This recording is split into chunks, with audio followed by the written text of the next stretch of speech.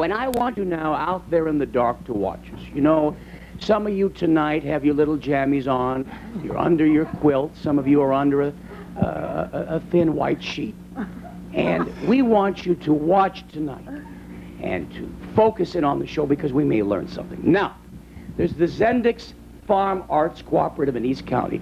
And many of us thought that the communes went the way of the Matador and the Stutz Bearcat in the 60s when it was to tune out and to tune on and to have fun. That had really gone the way of, well, it became obsolete. But it is not true. There are 40 people who belong to this commune, and I want you to meet some of the principals now. Here is Wolf Zendek, founded the Zendek community in 1969. He chose his name Zendek for its members because it means heretic. Before his life as the leader, he was a poet, a drummer, a singer, a bookie, and an owner of a jazz club in Los Angeles. He still sings, plays in the band, and is a writer. And here is Errol Zendix. He's Wolf's common-law wife and co-leader of the Zendix Farm Arts Cooperative. Errol's responsibilities include overseeing the care of the gardens, animals, children, and adult counseling needs. Here is Chen Zendix. You tell us who you are. I want to save my voice. Tell us who you are, Chen. I'm the editor. I teach math. I handle the distribution crews that when we take our papers out into the streets, and I am involved in counseling. I also teach philosophy to the children and to the adults. I run a class. What is your real name? Chen Zendix. You mean you changed your name legally? No, I didn't. My other name was Brian Atkins. Brian Atkins. And where are you from, Brian? Pennsylvania in the Midwest. All right. And here is Fawn Zendix. Tell us about yourself. Fawn, how old are you? I'm 10. And what do you do, sweetheart? I do all different things on the farm working. I have classes with Chen. And you go to school? Yeah. Gee, you look very resourceful for 10. Is it fun living on a commune? Very fun. Well, I'll bet. And here is, how do you pronounce your name? Anya. Anya Zendix. You're in charge of the health and nutrition and instructs members on the use of herbs for healings. What else do you do?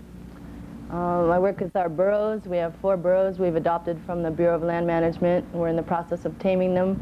And I also do a lot of the typing for the publications, a lot of secretarial, proofreading. Okay. Now, Wolf, why did you, okay, first of all, let's go over it again now. Zendix means heretic. Why did you pick that? That seems to be an awfully negative idea. Heretics, aren't they normally burned at the stake in history? Why would you pick Hendrix? Well, I do have some concern about that, getting burned at the stake, you know. I didn't really want to be a martyr, but I just wrote a novel called Black Hawk, and the letters we're getting in response from some of the readers who say they'd like to take a shot at me. So maybe I will. All right. Where are you from? Well, where are you from originally? Well, I was raised in L.A. All right. And did you go to high school there? Yeah. Where'd you go to high school? Maybe I did, because I went to I'm from L.A. too. Washington. Washington High School. Yeah. All right. And what did you do before you became a member of this or founded this commune? All the things that you named, I still do them. All Except right. take action. I don't take action anymore. All right. So anyway, so you had traditional. Well, actually, you're not always, but you were living a regular establishment life. And then Never. what? You were never. Never. Okay, but why did you form this commune, though? Originally because I was a musician, and every band that I get together, there'd be hassle, confusion, fights, musicians with their wives. You know, same thing that breaks up the Rolling Stones and all the rest of it. I see. You know. So in other words, you thought the conventional life, it was just too much tension, is that right? I thought I'd get a commune band together, and we'd live together and work together that way, see? All right. Now, Errol, how did you meet Wolf? How did you meet this gentleman? I was on my way to Europe, and he was on his way to Mexico, and we met in Hollywood. I was working with a director that was a friend of his. I had gone to Hollywood to make money to go to Europe, and somebody said that they wanted me to meet the real thing, and I met Wolf and his dog. Dug his dog right away. The dog was Had you led a great. conventional life before you met Wolf? Not really. I've been an actress and dancer, and strange. All right. But tell me, what do you like about this? A lot of people would say, gee, I wouldn't, they might not like it. What do you like? Tell us, that's the purpose of our show. Tell us, what do you like about your life? I think I like the consistency and the ability to get to know people and to really get to know them and live with them, eat with them, work with them. I love the life of the kids. I think it's just fantastic. They have all kinds of people around them. It's like basic and organic to the way humans should live. It's not isolated. It's not lonely. It's not fearful. You don't have wife beating. You don't have child molestation. You don't have rapes. You don't have any of that nonsense. You know, I wouldn't have my child on the street going to school on its own, you know. It's just too cruel, and it's dangerous. It's actually dangerous. We've got some pictures, and Pat, if you would, let us see it. We've got pictures.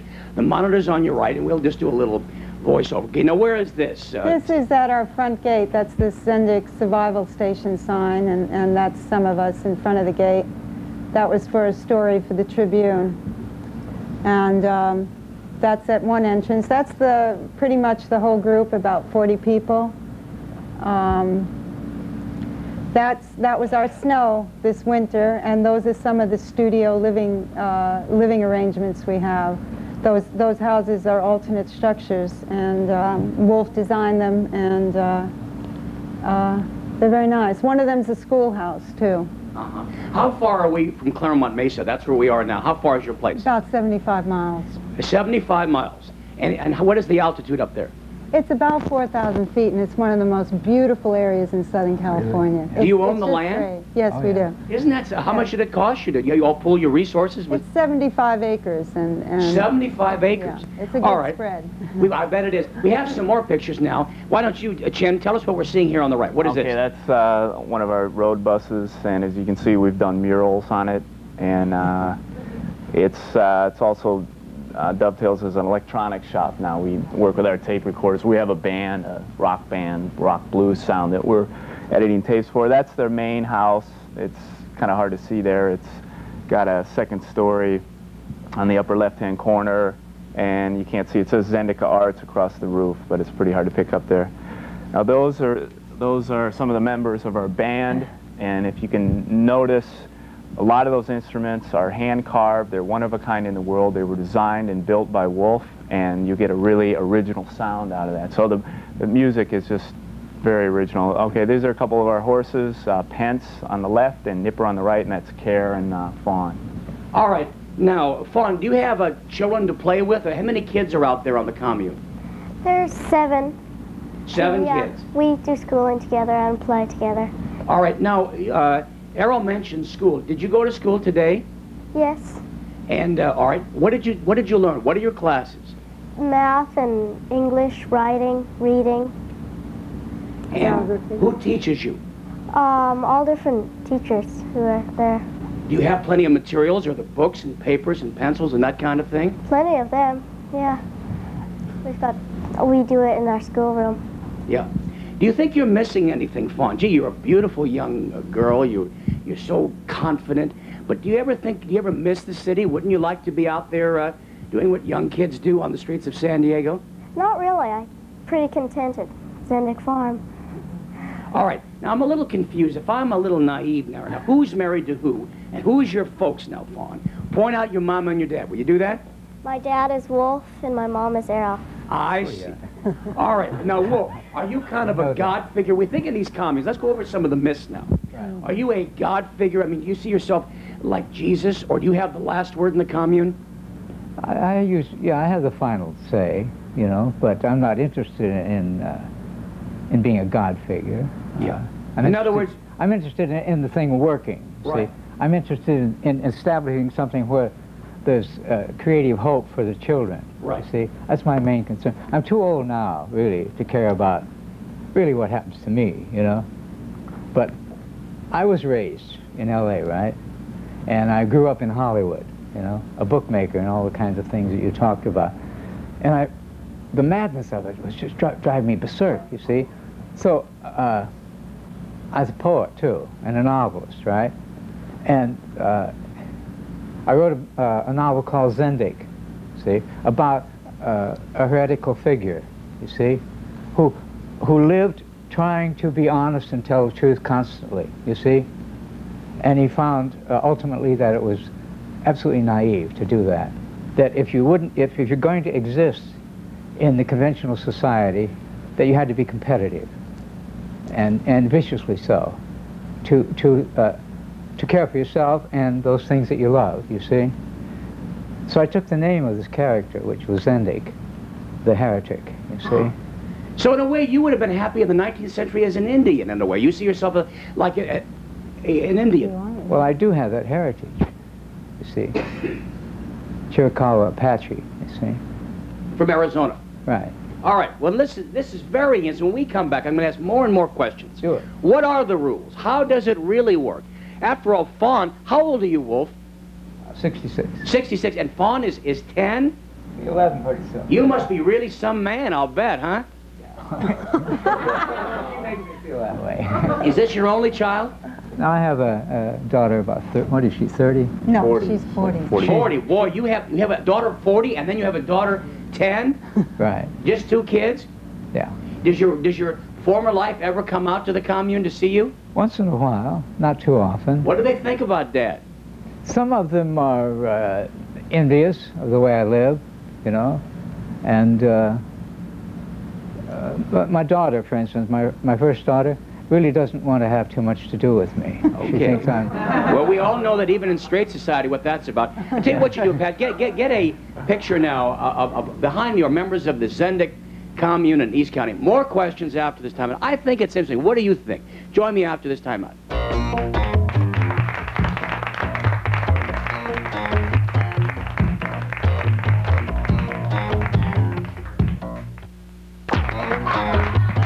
Is this me? I think it is. All right.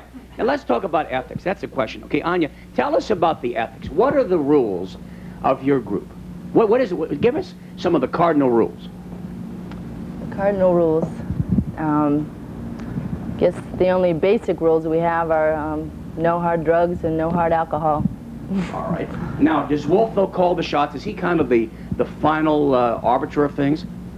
Not in every area. Like, I mean, he's not going to That's a lie. tell you about the health and nutrition because he doesn't know, you know, the bottom line in that area. But if there's anything that we can't make a decision on, then we're definitely going to look to him for the bottom line. All right. Let's think about what is going on in the commune now that requires a decision. What would it be? Is it building certain things? Was it going on this show, for example? Was there a vote whether we should go on or not? Is it what products you should sell? Is it raising of money? Give us an example of an issue and how it is resolved in the commune. Can you do that? You want to do that, Chan? Whoever wants to jump in. So we'll better understand what's going on. Who wants to do that? Well, basically, it's depending on what area. See, we don't work on a democracy like where everybody votes. You see, it's based on your knowledge. If you have knowledge in a given area, then you have decision-making input in that area. For instance, if you know mechanics, then you have a say over the cars and how they're used and which cars should go on this trip, and you give that input. And not every decision can be, there's a million decisions that have to be made. No way Wolf and Errol can be involved in all of them. But if it's a cooperative, you see. So, like, I don't know anything about cars. I can't hammer a nail straight, right? So I don't have any decision-making ability in that area. But if it's a philosophic question, it's about publications, etc., then I'm going to be involved in that. All right. Now, when you joined the commune, were you asked to give your money up? I had about 40 big bucks. That was at $40. Okay, what about you, Anya? Did you have to give money into the commune? Well, I wanted to. I did have some that I willingly.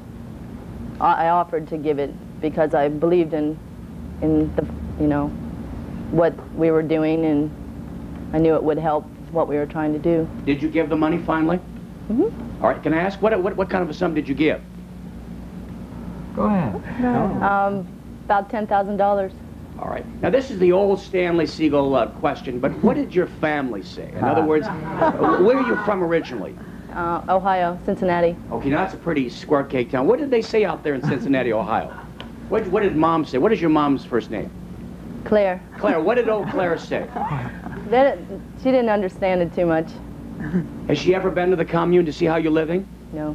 Do you think, would you be embarrassed to show her? I'd be more embarrassed to bring her.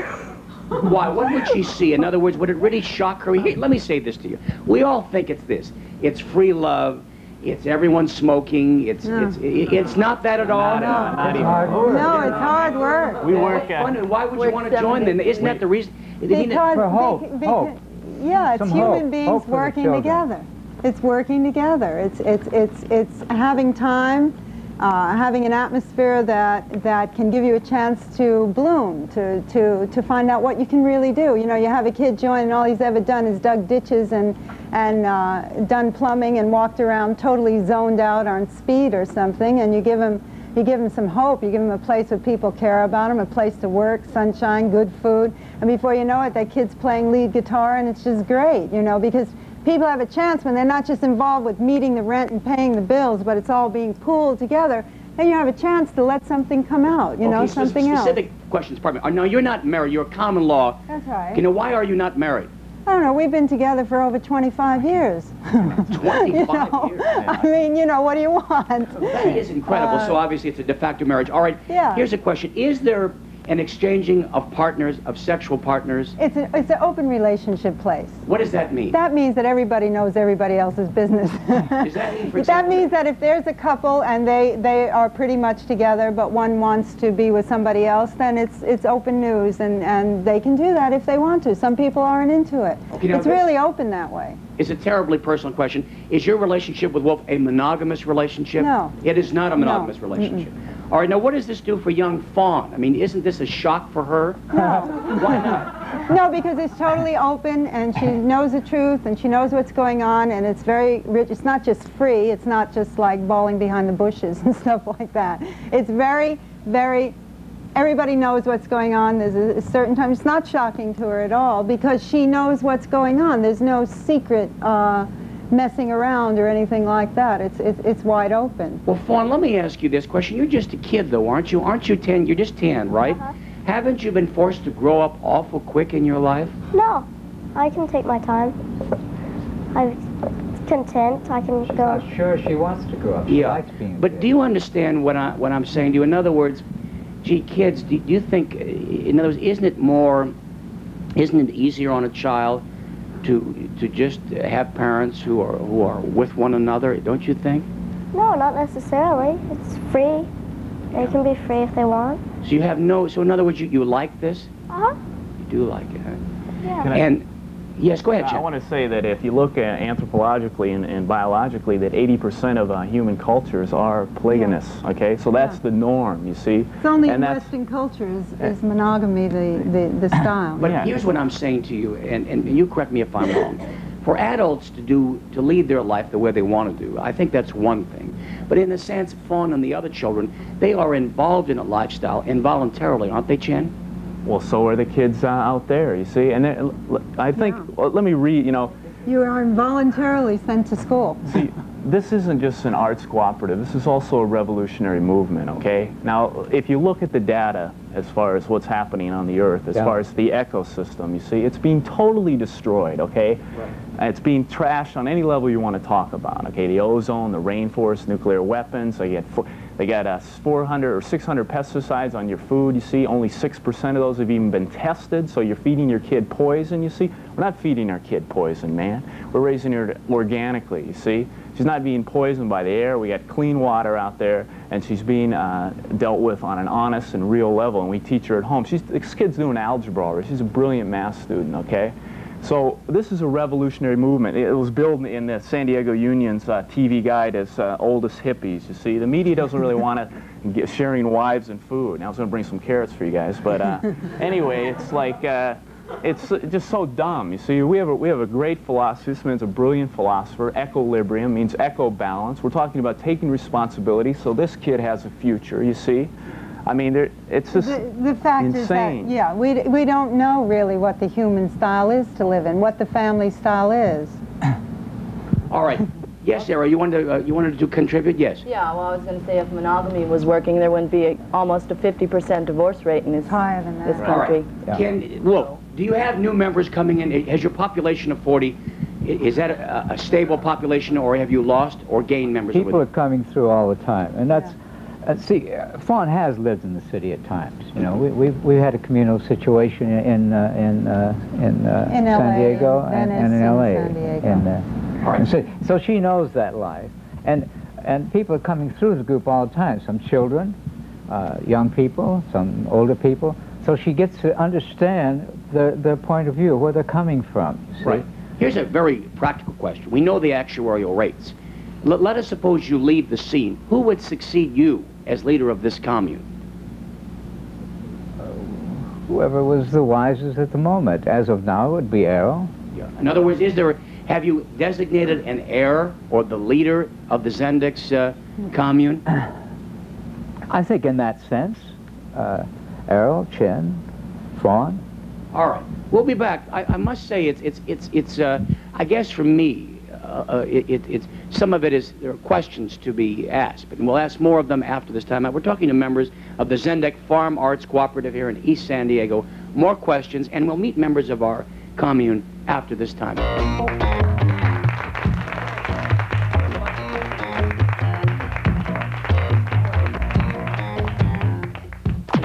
You are the oldest member of the commune?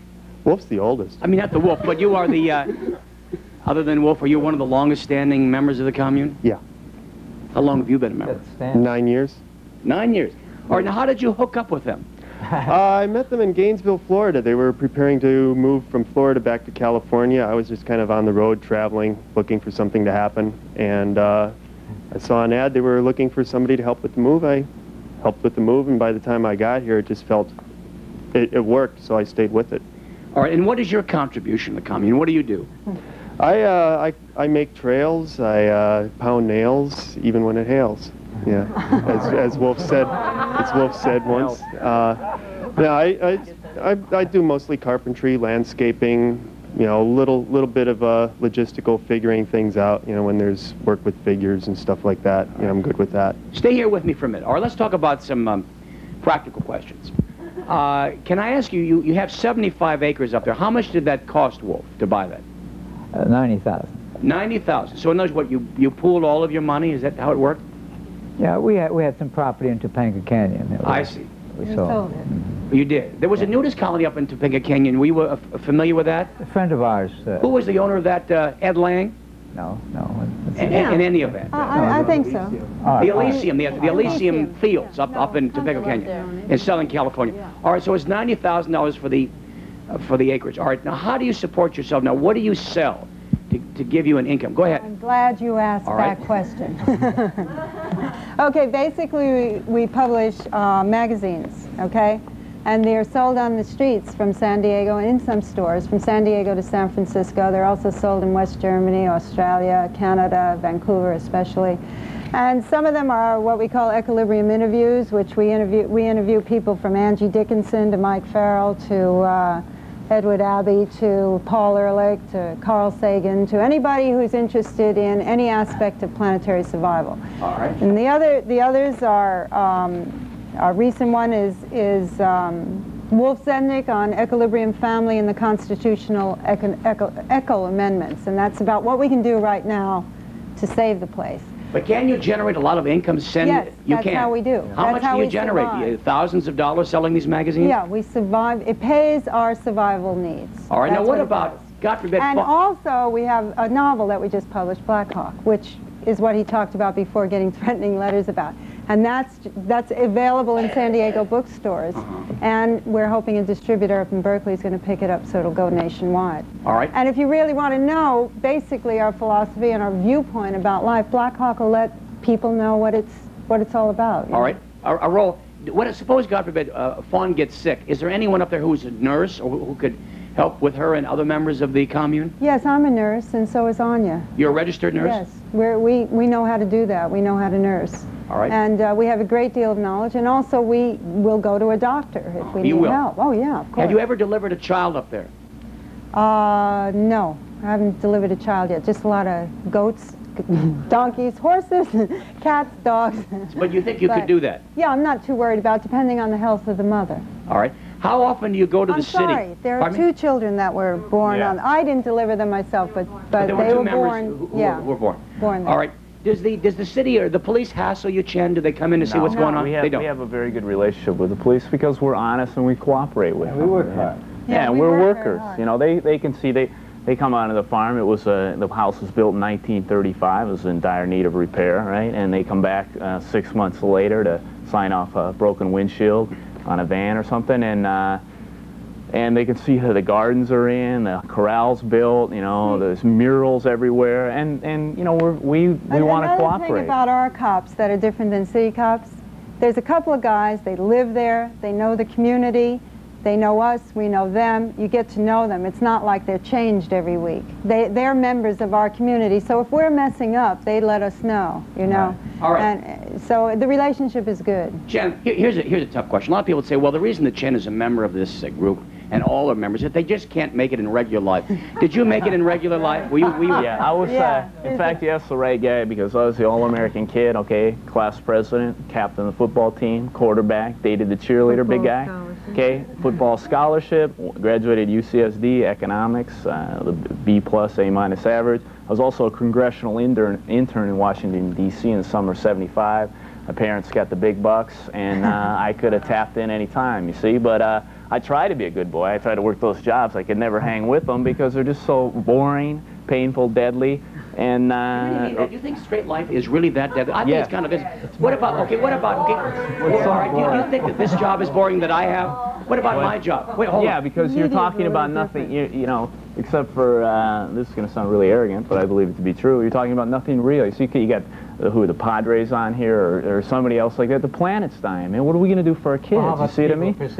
Yeah, or the stock market. But the planet, though, but in other words, how are you going to save the planet with this very minimalist approach? How are you going to save it? Okay. By being on shows like yours. Well, the core cure is to change the philosophy that motivates our behavior. That means humanity. Humanity is responsible for destroying the planet, and that's because its philosophy has this packed with myths and a lot of inorganic crap, you see. So you got to pull out the philosophy, the files, check out, I'm talking about your gut belief system, and find out what's true and go for that, and discard what's not true, and then that'll change your behavior, and then you'll live in an intelligent, rational way. Listen, you heard the people just before us, right?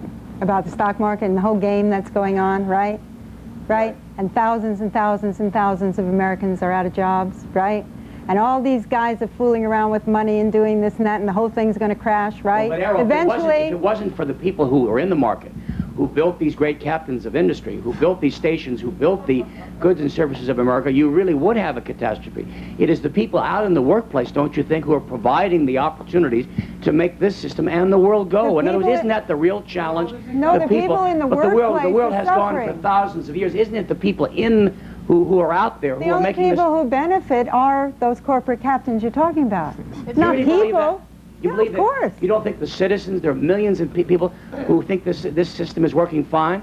I think there are a lot of people who think that the system's working fine, and then there's a majority of the citizens who hate their jobs, who hate going to school, who hate their wives and husbands, who hate that they only have a weekend off or 2 weeks a year, that are in terrible pain. I see them on the freeways. Everybody's like tight, you know. Everybody's like jagged. More Valiums. I mean, our elderly commit suicide. The second killer of teenagers in this country is suicide. The first is automobile accidents. You know, where are they going? They're going to death. See, because there's nothing real. You see, the kids know that, so they're jumping off of roofs and they're crashing into things. All right. Okay, all right. And you're talking about the great citizenry. What's this drug business? You know, they put everybody out north. They put everybody up north out of business so Columbia could make some money on dope, right? Everybody's coked out, aspirined out, Valiumed out. You know, that's your straight society you're talking about. If it's so great, why can't you walk the streets? Errol, why do old people get raped? We'll Why take a do commercial. little children get raped? If it's so great, Let us take a what's commercial going break. on? We'll try to answer those questions. We're talking to the Zendex Farm Arts Cooperative. I think we have something to talk about after this timeout.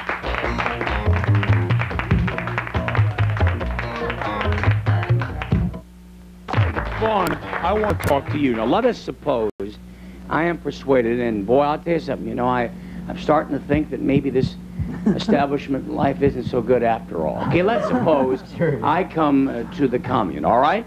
And I want to join. Now, you tell me what you're going to do. What do I do? Can I walk around the commune with this kind of a sport coat on? Tell him. What would you do? I could? Uh-huh. All right, suppose I join now. What would you make me do in those? Do I have to read something? How would my life change if I joined your commune? Well, you wouldn't dress the same, and you'd eat different, Right. and you'd have to read the philosophy. Okay, now what did you have for breakfast today? Maybe I might like it. What did you have? I had fruit salad. What?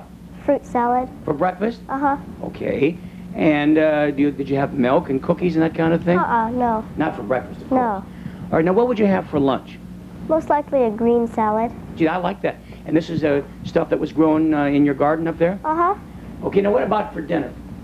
Dinner, we'd probably have like steamed veggies and tofu, something like that. Tofu. So you don't eat any meat, I assume, right? Yeah, we do on sometimes chicken and fish. All right. Now, okay, that sounds good. Now, what would be my chores? What would I have to? Could I sit there tomorrow and read through the Wall Street Journal and watch television, or would I be able to live that kind of a life? No, you'd have to go out and you'd have to probably work.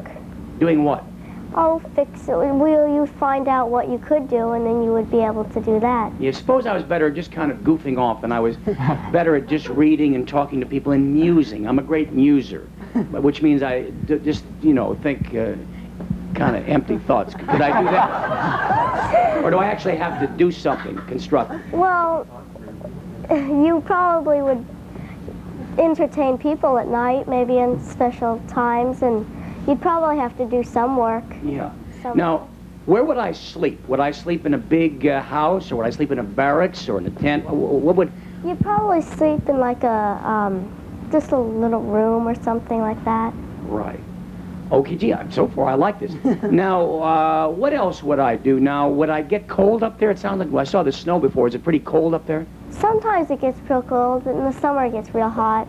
Right. Do you think I would change, Fawn, honestly, if I spent a week or two up there with you guys, and it was a different life, and there was, the pretty outdoors, and you smell the fresh air, and you see fresh food, and you see natural people? Do you think it would change me? Probably. In what way?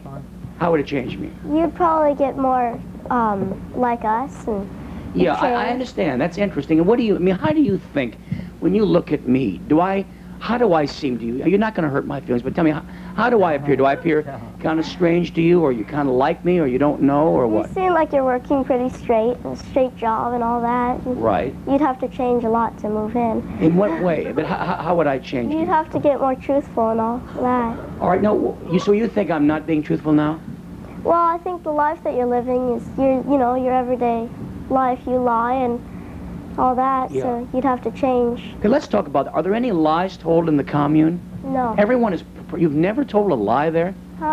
You're perfectly honest about everything you think? Yeah. Even when you're mad at someone, you always tell them what you think? Uh-huh. That's something. How about you, Wolf? Do you think that people tell any lies in the commune?